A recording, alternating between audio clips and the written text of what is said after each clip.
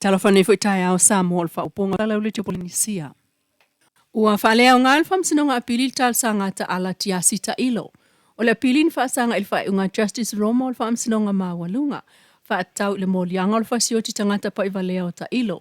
Sa fa mauni ailo na aluane o na ile silia mo le fitu tau sanga ta luai lana RAV4 so a Raymond taitu ave. Avatu il fal mai mamaliwai. O fam sinonga na faile songa fua so iwa yuni lu o lua lima. Na apili ai e ta ilo malana loia yuni sa polu le fai unga iwa tau sanga fale pui pui a Justice Roma o le tau nuunga o le fai unga fulsia fa amsino lango.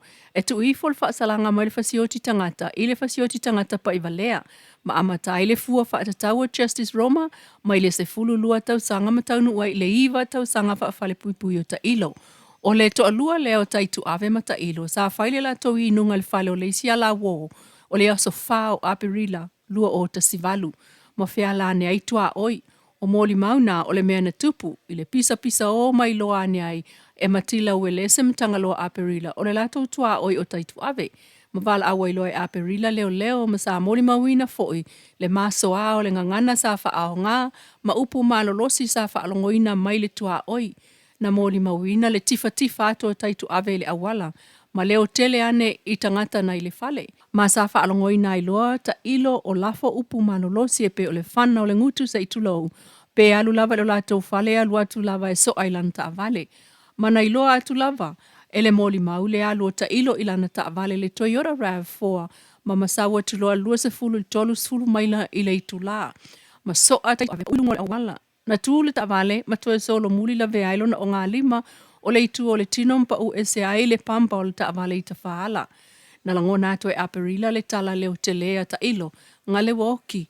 Ne wha ta alise atu taitu ave ile falamai. Hele i umi lava, ai mali wa ilma o tangase ngase. Ile susu e ngalfo ma ifa apitoa, o manu anga e au fia ile ngā wole vai, ma le ngawi o se vaenga o iwi aso aso. O le toto ua sawa atu le ma fai na isi vaenga o na totonga o lo na ulu ma fōlinga. O le lipotel fo mai o manu anga e a fua mai se ta avale na alua ilunga. O le fai unga na fai el fa amsino Justice Roma. Na ilo ai le fa au ngā o le ta avale o se au penga e fa taunu uai le fa au olima. O le tangata na afia sa o na masavali ese. Ai muli ane ai ta ilo ilana ta avale. Ele itu ef soani. Ai nalu fa ai loa i isi tangata lai ta atia ilunga o le awala woti. O afianga o manu anga tu ngā o afua ile maliu. Mai ta tau foi o na tanga il fa amsinonga ia afianga o lona ainga. Masa amatai le fua fa atatau o le fa amsino Justice Roma. Mai le se fulu lua tau sanga. Aba esel tolu tau sanga mo na itu lelei. Ma le umi o le taimin tau fia i lalo lwa inga leo leo. Ma totoe ai le iwa tau sanga fa afale pui pui mo ta ilo. Ile fa unga fa amsino o le fa amsinonga to ilo ilo. O le tu ai ngā wha le tonu le ua wha o ngā wha atasi ai le awa malosi ma le ita malo atele. Ma wha o ngā iloa le a upenga o lo o maua i le taimi mo le soli tu la fono. O le ta vale le ua whai maa upenga. E manatu wha amsina ua laki lava ta ilo le wha i unga wha amsino langolango. I le fasioti tangata pa i valea. Na ilo le wha o ngā le fasioti tangata sa ta tawai. Mai o le wha salanga iwa tau sanga na ave iai o lo o whetau i lava. Ma wha lea o ngā ina ile talo sanga apili. Ata ilo faasanga ilo na faasalanga. E tasi le sene leu siti ai le tau pensini i le masino yuni sa lua tala iwa tasi a le lua tala iwa lua mo le masina le neo yulai. O le kiso lua tala iwa ai ua pau i le lua tala iwa ono masina le nei. O le karasini lua tala lima iwa le fa ua pau i le masina o yulai le fa ua pau le lua tala lima ono mo le masina le neo yulai. Tau le suau u mo yulai o le pensini lua tala iwa lua le lita, o le kiso lua tala iwa ono le lita, kalasini lua tala lima ono le lita.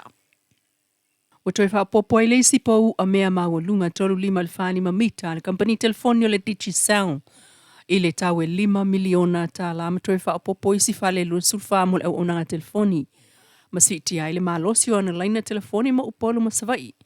Ila na pepo wha amtalanga o fola mai le Digicel o le amwhai e whai ngofief so ta inga, ale kampani i nu upis ni simfa lapo tonga. Mai tu so le ivas fuluono pasene o nangal Digicel i Samoa ufsosani i ei maa fipo generators. O se whainga lea e whaawa wai pe o na ola le Digicel Samoa i taimi epe ai de wila. Inisio tala.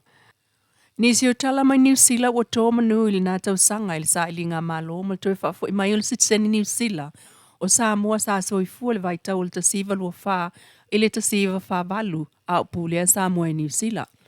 Ua whalau loa mai ili whalau tonga le whaliu le la o tau la mua ai le sunga tele ai Edwin Puni ma le pai o le laulau le vala au lia mo whalitua matausi ua manuia ili citizen New Zealand ma ua alalai nei au kilani.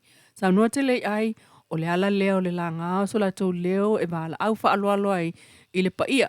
O le awhaia I le tō wha atasinga le asonga fua a so fitro iulai I le Manurewa Sports Centre I Mountford Park I tasi valu o Weymouth Road, Manurewa I le se fulu le taia I le tasi leo auli. Na whailo I e lulu lima mwhata alofa ma le sunga le whaipuli a te anau tuiono. O se hawa noa le au maua e pu e iso tō wata ma le whaipule e mai se o toa sa tula I mō Samoa I le tau mawhainga e whafo I mai le citizen New Zealand o Samoa na soifua le vai tau o le tasiva lua wha tasiva wha balu. O nisi whaamtalanga ia wala au iai le Asa Foundation I le ono tasivalu o whalua. Tala nao nei tu le tiopo le nisia.